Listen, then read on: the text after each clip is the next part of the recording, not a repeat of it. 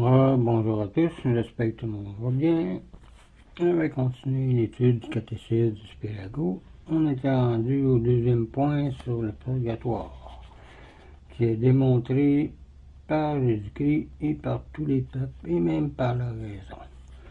Et on avait vu que Saint Jean Chrysostome déclare que, conformément à l'institution apostolique, les chrétiens avaient de tout temps prié pour les morts. Et Saint Cyril de Jérusalem disait que les défunts sont soulagés quand on prie pour eux au sacrifice de la messe, au saint sacrifice de la messe. Aussi, les plus anciennes liturgies contiennent-elles des prières pour les défunts. Même notre raison même nous fait conclure à l'existence du purgatoire. Nous savons que rien d'impur ne peut rentrer dans le royaume de Dieu, disait Apocalypse 21, verset 27. Et pourtant, nous sommes obligés d'admettre qu'il y a des pécheurs que Dieu ne peut pas damner éternellement. Que n'étant dignes ni du ciel ni de l'enfer, ces pécheurs se trouvent dans un séjour intermédiaire de purification qui est le purgatoire. Donc, on va commencer ici avec un signe de croix. Au nom du Père, du Fils et du Saint-Esprit. Amen. On est rendu au point 3. Les fidèles vivants peuvent secourir les âmes du purgatoire par le saint sacrifice de la messe et par de bonnes œuvres. Le jeûne, l'aumône, la prière, la réception des sacrements et les indulgences. Les pauvres âmes du purgatoire ne peuvent pas s'aider elles-mêmes, car elles ne peuvent plus accomplir des œuvres méritoires, comme c'est marqué dans Matthieu 25. Le temps de la grâce est passé pour eux, celui de la rétribution est arrivé. Après la mort, personne ne peut plus travailler. Disait Saint Jean, chapitre 9, verset 4. Les pauvres âmes ne peuvent donc expier leurs fautes qu'en souffrant les peines imposées par Dieu. Elles sont obligées de vider le calice de leur passion jusqu'à la dernière goutte, comme c'est marqué dans l'Évangile.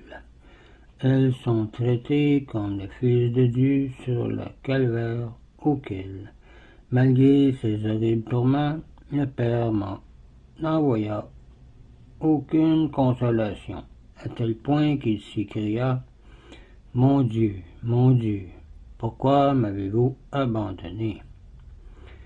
Mais nous, les vivants, nous pouvons les soulager par la Sainte Messe, la prière, l'aumône et les œuvres de piété, disait le deuxième concile de Lyon, ou le 11e concile de Lyon, en 1274.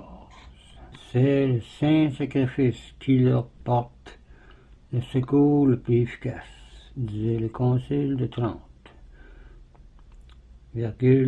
25, ainsi que l'offrande à Dieu de la Sainte Communion, disait Saint Bonaventure.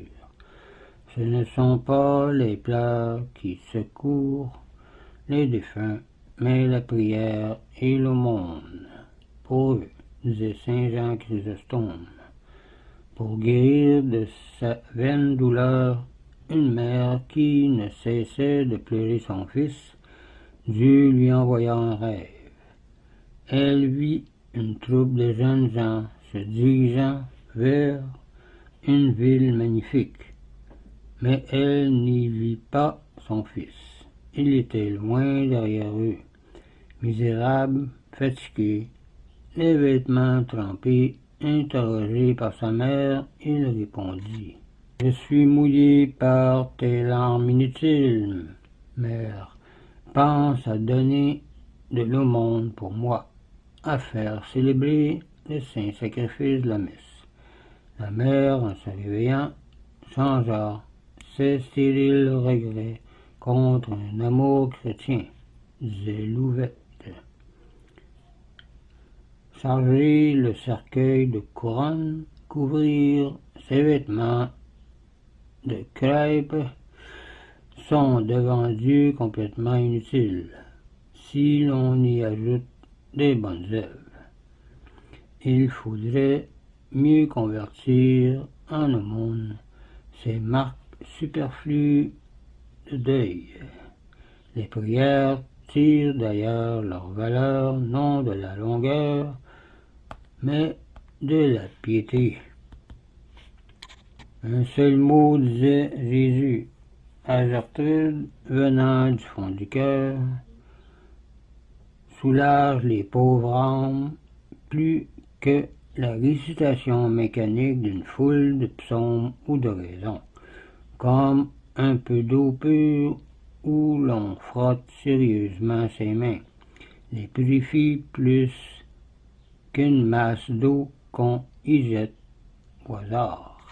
Il ne s'ensuit pas qu'une courte prière, un pater suffise pour délivrer une âme, car Dieu serait cruel de retenir dans les peines à cause d'un pater omis des âmes pour lesquelles il a versé son sang, disait Madonnate. L'Église se sert d'eau bénite aux obsèques, parce que l'eau bénite soulage les âmes, en vertu des prières prononcées à la bénédiction. Comme une douce pluie rafraîchit les fleurs desséchées par la chaleur, ainsi l'eau bénite soulage les fleurs célestes brûlant au purgatoire, disait saint Théodate. Elles sont surtout soulagées par l'acte héroïque, c'est-à-dire par l'offrande à Dieu, pour les âmes du purgatoire, du mérite satisfactoire de toutes vos bonnes œuvres. Celui qui a fait cet acte de charité peut gagner une indulgence plénière à chaque communion ou à la sainte messe entendue le lundi. S'il est prêtre,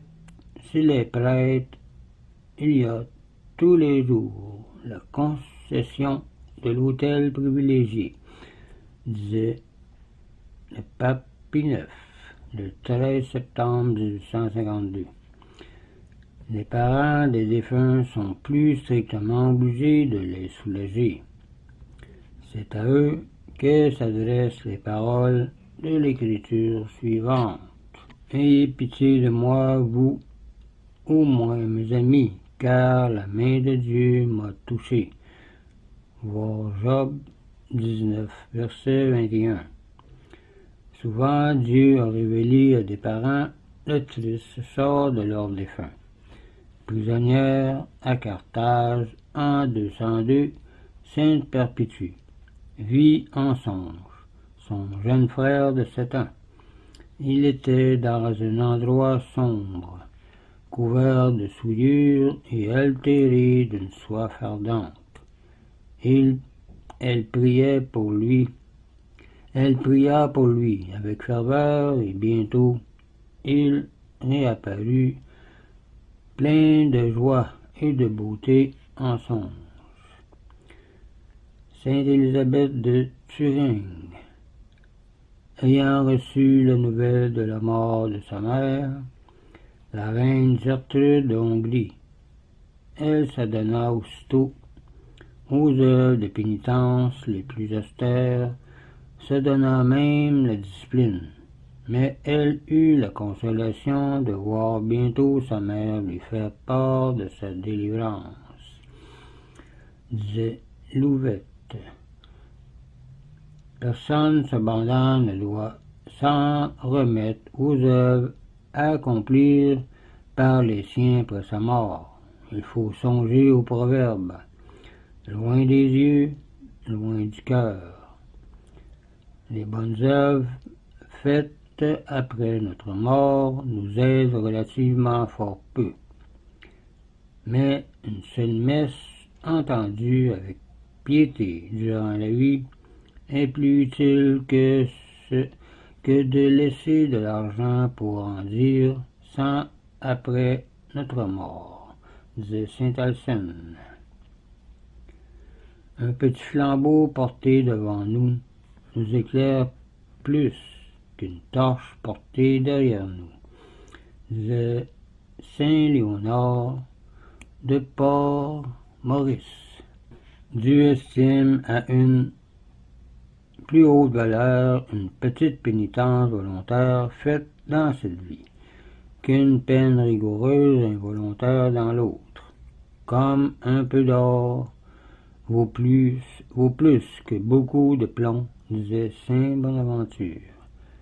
Un père demanda un jour à ses 3 fils quelles bonnes œuvres il ferait pour lui après sa mort. Père, répondit le plus jeune, opérez votre salut et faites pénitence vous-même. Nos prières ne peuvent que peu vous aider. Voir Maillard 6, verset 399. On va arrêter ici pour cette vidéo. La prochaine fois, on continue encore un peu sur le purgatoire. On parlera la prière pour les défunts est une œuvre de miséricorde et nous procure à nous-mêmes la bénédiction de Dieu et la rémission de nos péchés. Donc je vous laisse là-dessus, je vous dis au revoir et union prière.